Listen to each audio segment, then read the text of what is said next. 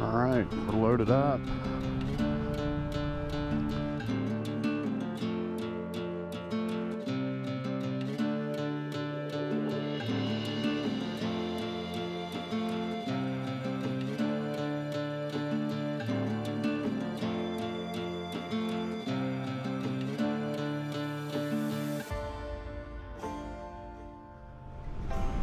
Oh, forgot to close the vents on my jacket. It's a little bit brisk, I am especially excited about this ride. Actually, this whole day, I'm excited for everything in store. Damn it! Still forgot to close my vents. We're heading to Terlingua, and then we'll go on and enter Big Bend National Park, which I visited once before, about 7 or 8 years ago, and absolutely loved it. It's incredible. It's a 62-mile ride from Presidio to Terlingua on FM 170, also known as the River Road because a large portion of the route parallels the Rio Grande. You will not find any gas stations in the 50-mile stretch between Presidio and Lajitas. The speed limit in that stretch never exceeds 55 miles per hour, which would typically bother me, but honestly I enjoyed the slower pace because it allowed me to take in the best part of the ride, the amazing scenery. Admittedly, the road itself isn't as fun as some other motorcycle routes I've ridden, but honestly, the scenery and atmosphere sets this one apart and made the trip worth it. I'm not the first person to remark about this road's incredible scenery. The scenery, coupled with a sense of isolation thanks to lack of traffic in towns, heightens this route to a form of therapy. You will notice Redford on a map, but that community is merely a lone church and a handful of houses.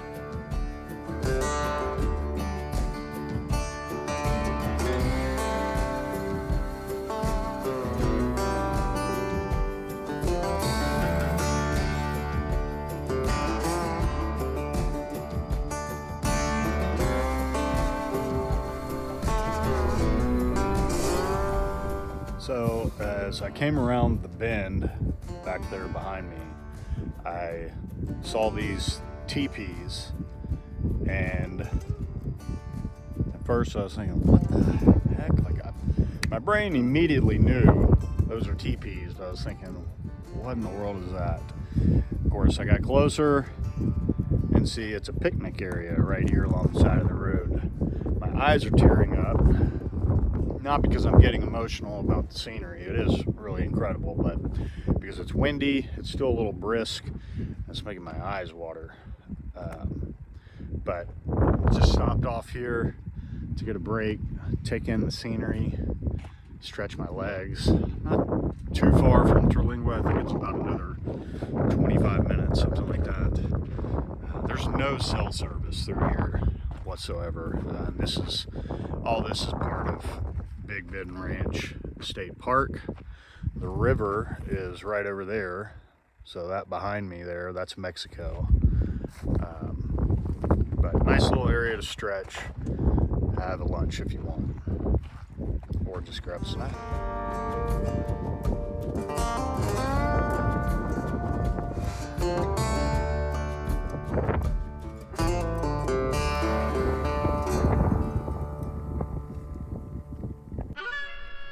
Oh.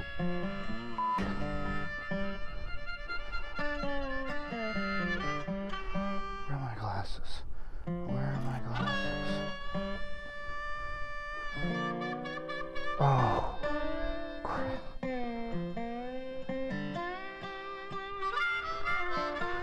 Well, now I'm gonna have a nice scratch on these lenses.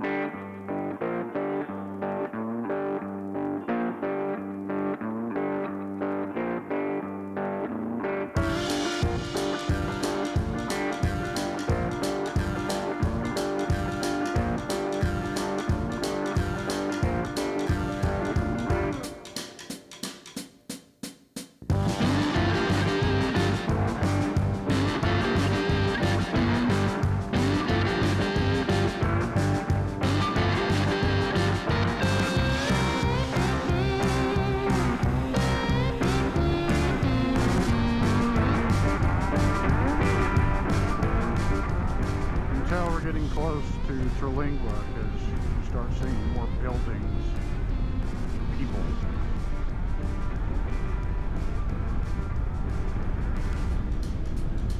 I mean, for a supposed ghost town, Terlingua has a lot going on.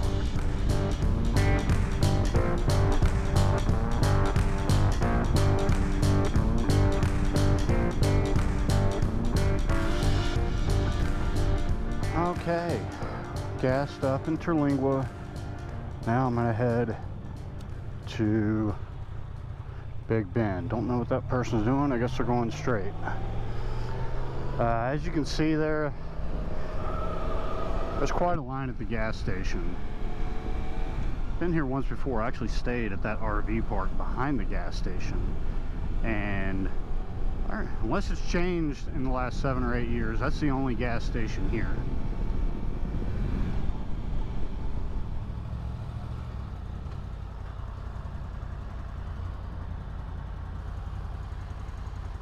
Hello. So $25. Okay.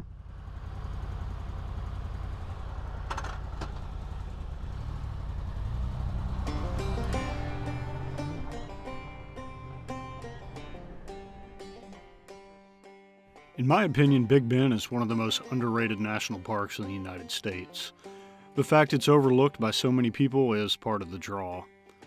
Thanks to its remoteness from major cities, the overwhelming majority of even Texans have never visited Big Bend. Because it's not on the way to anywhere, the only people you'll find in Big Bend are the people that really want to be there.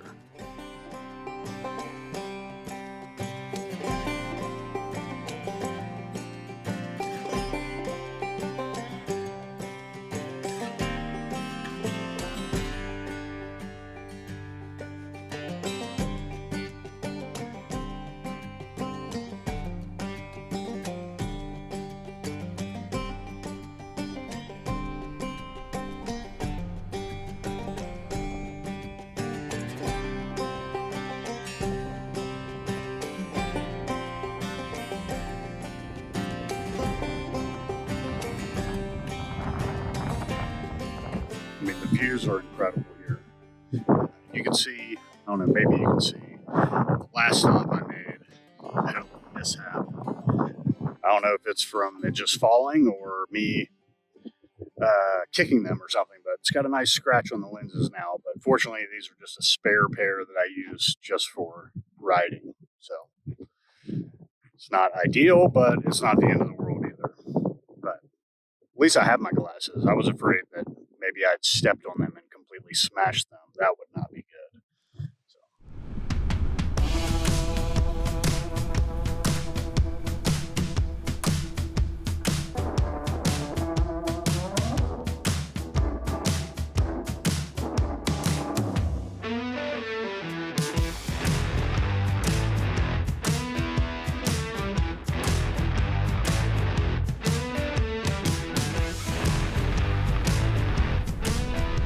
Off in the distance is Santa Elena Canyon.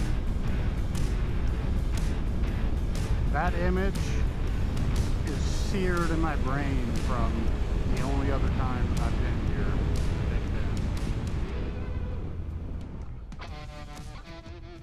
The two main things that stuck with me from my 2017 visit to Big Bend were Santa Elena Canyon and seeing the petroglyphs near Hot Springs. There are various sites across the park featuring rock art dating in age anywhere from a few centuries old to as old as 9,000 years. Unfortunately, time constraints prevented me from visiting any of the rock art sites on this trip.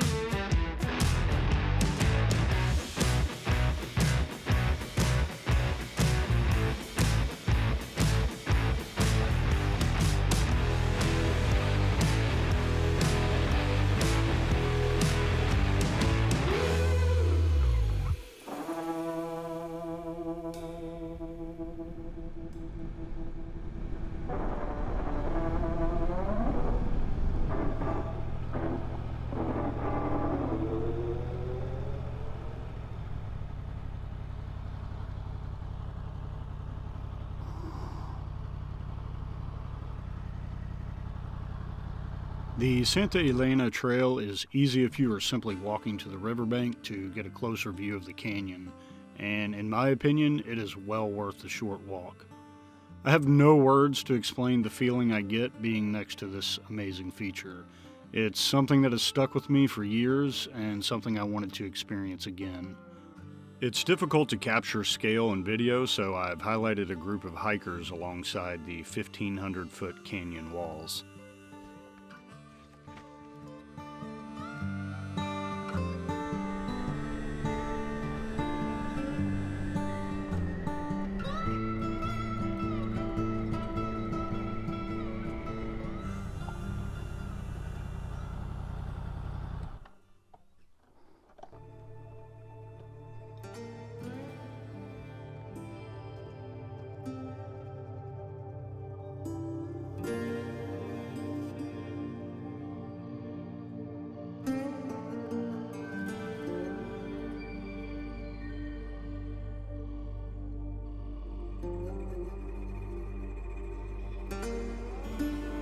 There are ruins of early 20th century farms and ranches scattered across the park. When allowed the opportunity, I enjoy studying the construction methods of old structures and considering the work that went into it. Walking through abandoned homes and buildings always sparks my imagination about the daily lives and events of the people that use these buildings, and if only for a moment, gives me the feeling of stepping back in time.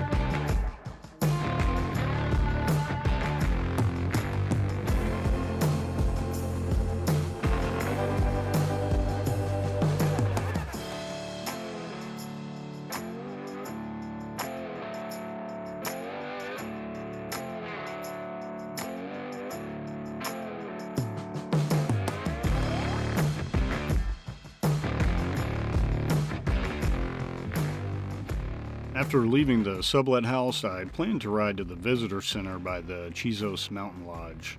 Unfortunately, when I arrived at the Chizos Basin Road, traffic was at a standstill and there appeared to be a roadblock. Consequently, I changed plans and rode to Panther Junction instead.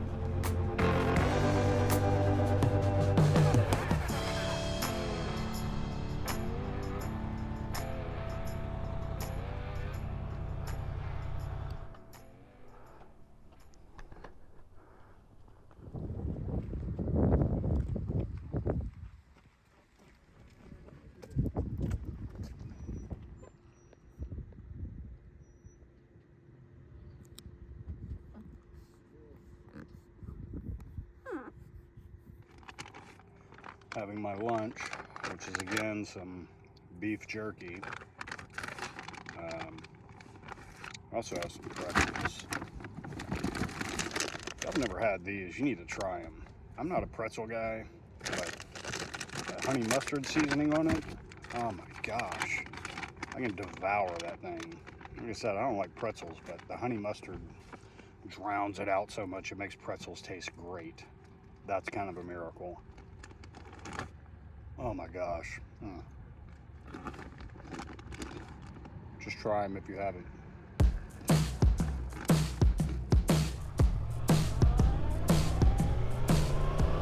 If there's a downside to Big Bend National Park, it's planning the logistics and dealing with the climate. Big Bend's land area of more than 1,200 square miles means the park is nearly the size of New York's Long Island. With speed limits that never exceed 45 miles per hour, it takes a while to travel between features. If you truly want to enjoy the entire park, a multi-day trip is needed. If Big Bend is the focus of your trip, I recommend lodging in Terlingua or in the park if possible. Average high temperatures in the summer exceed 100 degrees and can soar above 110 degrees. I strongly recommend avoiding Big Bend during the summer months.